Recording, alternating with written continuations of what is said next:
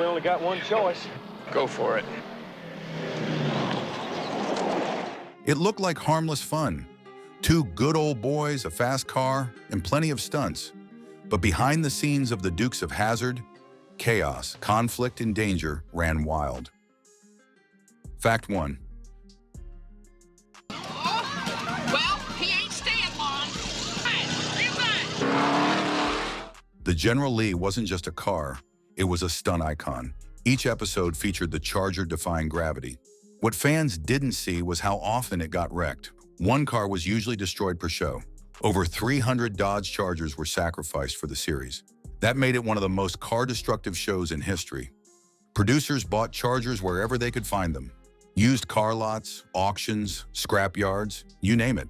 The cars were modified with reinforced frames and roll cages. Stunt drivers added sandbags to the trunks for balance.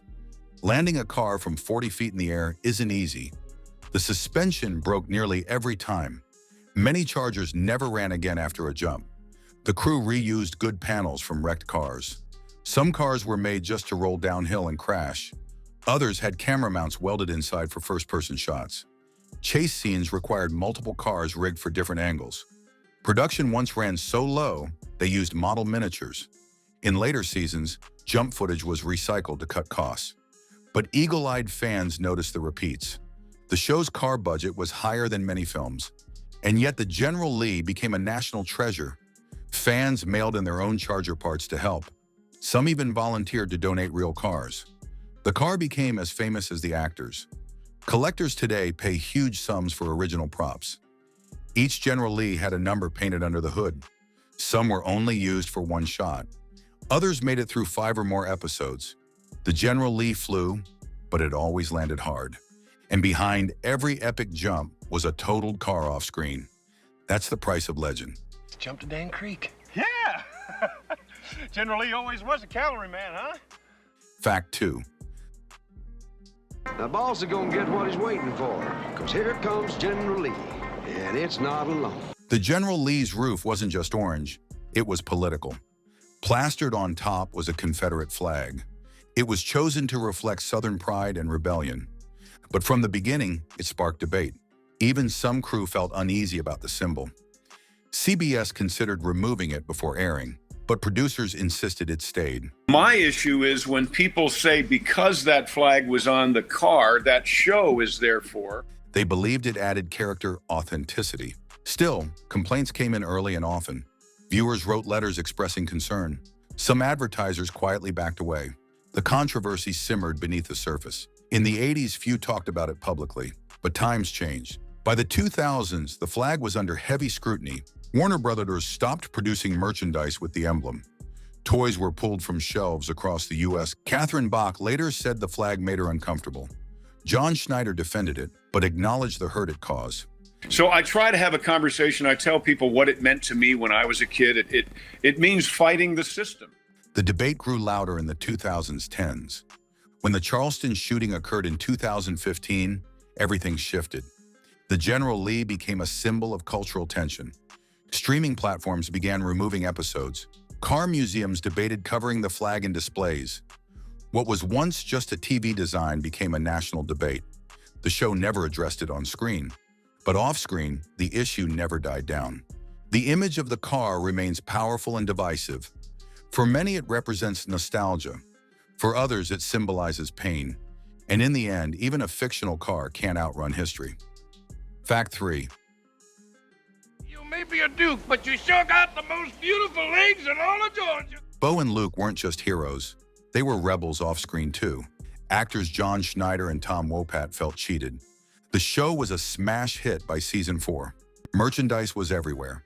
Lunchboxes, shirts, action figures. But the actors didn't see a dime from it. They believed they were owed residuals, so they walked off the show. In 1982, production stopped suddenly. CBS scrambled to find replacements. 2 new cousins, Coy and Vance, were introduced. Fans were not impressed. Uncle Jesse, after 6 years, I don't think I'm going to recognize my own cousins. Ratings dropped dramatically. The chemistry wasn't there. Schneider and Wopat held out for better contracts. After 13 episodes, the network gave in. The original Dukes returned with a raise. It became one of TV's most public contract battles. Press coverage exploded. Other actors took notice. It helped set a precedent for star negotiations. Coy and Vance faded into TV trivia. Even reruns often skipped their episodes. Fans pretend that era never happened. But behind the scenes, it was a major power move. It showed how much the actors mattered. No Bo and Luke, no show. Simple as that. The rebel spirit wasn't just on camera. It lived in the dressing rooms too. And in this case, the good guys actually won. Fact 4.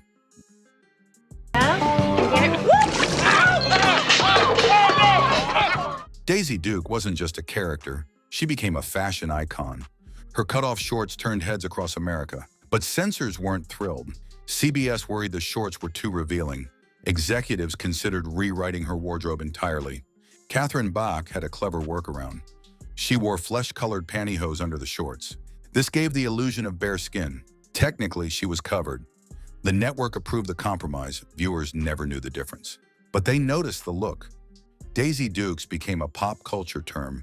Sales of short shorts skyrocketed. Teen girls copied her style. Even her legs were insured for $1 million. But Daisy wasn't just eye candy. She carried weapons, drove fast, and held her own. She punched villains and rescued the boys. She wasn't helpless. She was fierce. Bach pushed for stronger writing. She refused to play a ditz. Producers eventually agreed. Her image was sexy, but her character had depth. Today, Daisy Duke is both a fashion term and a feminist debate. She proved you can be glamorous and gutsy, all in a pair of shorts that nearly got cut. Myself. Well, they're right pretty, Cletus. Oh, yeah, especially the poison ivy. That's a nice touch. Fact 5. Listen, would you do us a favor? Help us push this car on down to Cooter's, put some gas in it. Not everyone loved the Duke boys. In New Zealand, the government had serious concerns. Officials reviewed the show before national broadcasts. They didn't like what they saw. Too much reckless driving, too many jokes at police expense, too many crashes and stunts. They feared kids would imitate the chaos, so the show was banned outright. It was one of the few Western series blocked. Fans were furious.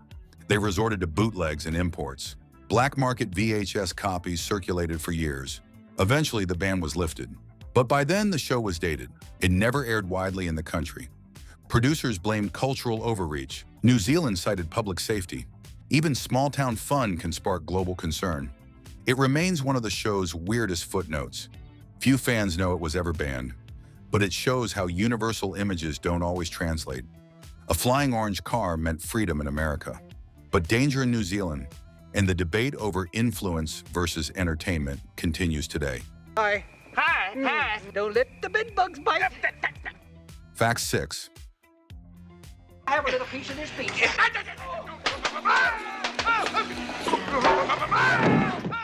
The Dukes of Hazzard began as a different idea.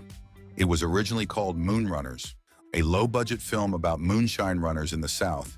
It had cousins, car chases, and a wise old uncle. Sound familiar? That's because it was the prototype. CBS bought the concept as a one-off TV movie.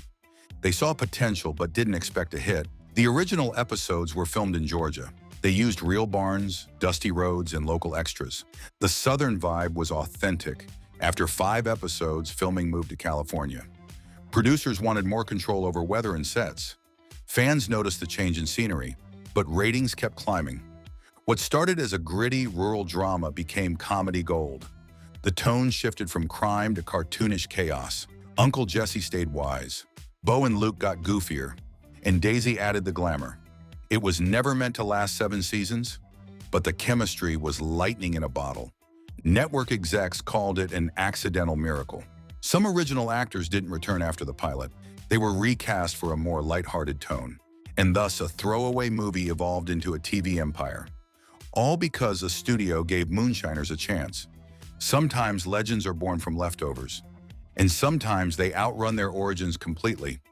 From moonshine to mainstream in one wild ride. That's the real Southern success story.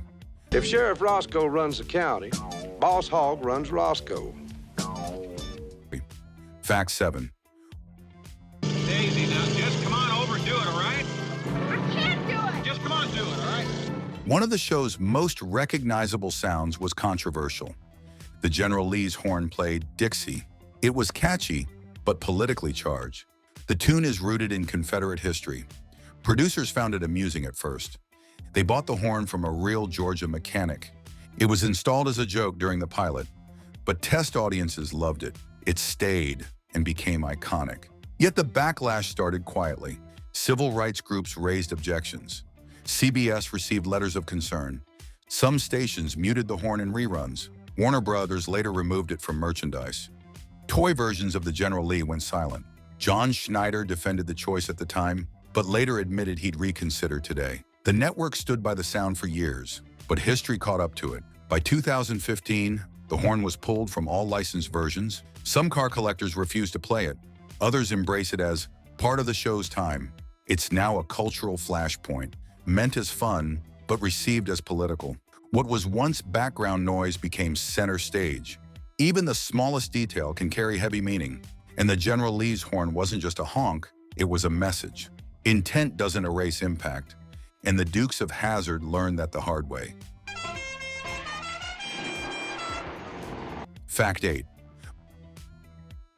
All right, then just write him up a ticket for impeding traffic.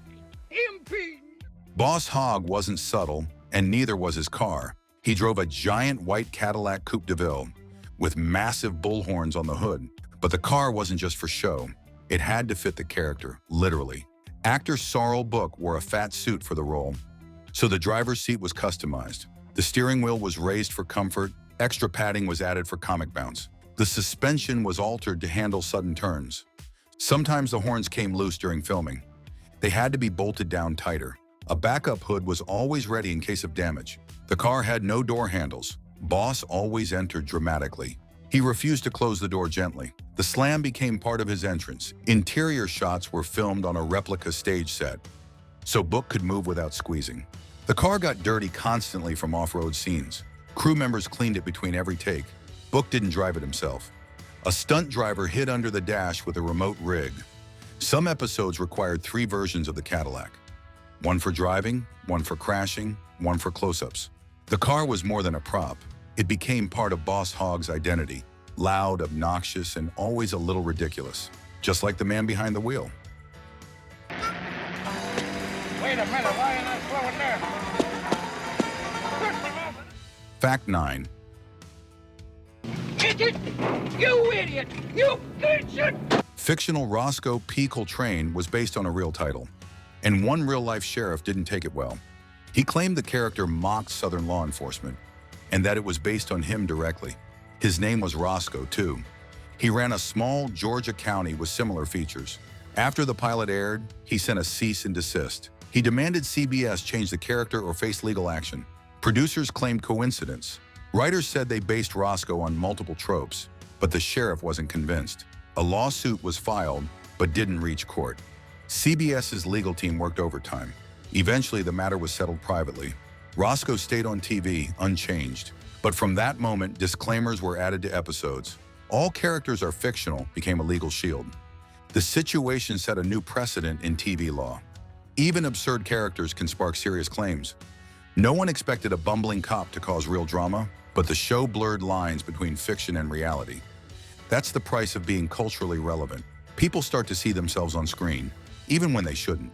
The case was forgotten by most viewers, but it stuck with the writers. Future storylines were reviewed more carefully, because when your comedy becomes commentary, the rules change.